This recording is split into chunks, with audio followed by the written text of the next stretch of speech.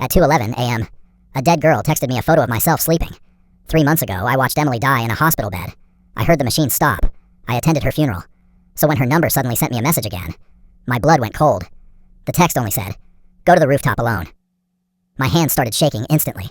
For 5 years, Emily secretly loved me from the shadows. She saved me when nobody else cared. And just when I finally found her, I lost her forever. Or at least, that's what I believed. Because what I discovered that night changed my life forever, and made me realize something terrifying.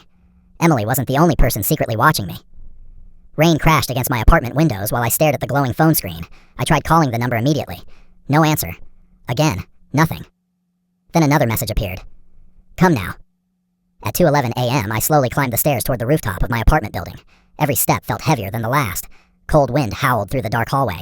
My heart pounded violently inside my chest. When I finally pushed open the rooftop door, I froze.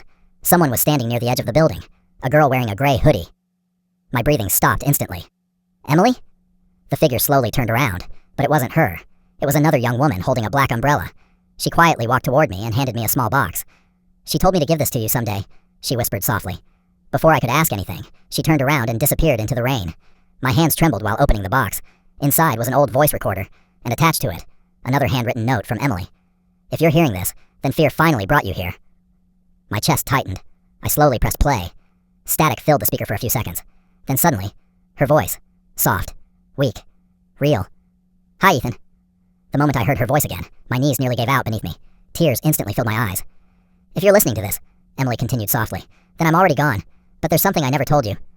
Rain poured harder around me while I listened carefully. For years, I wanted to tell you the truth, but I was afraid.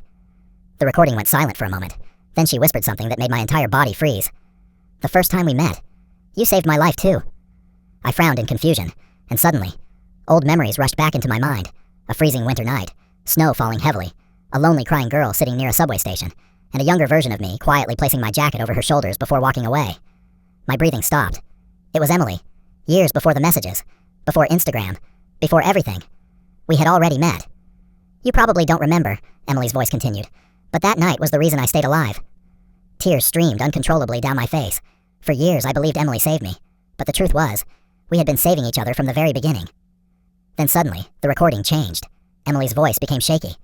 "There's one last thing you need to know." Fear crawled down my spine. I never scheduled those messages.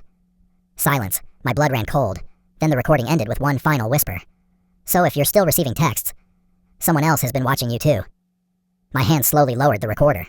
The rooftop was completely empty now. The woman with the umbrella was gone. Only rain remained. Then suddenly, my phone buzzed again. Unknown number. New message. "I'm still watching you, Ethan.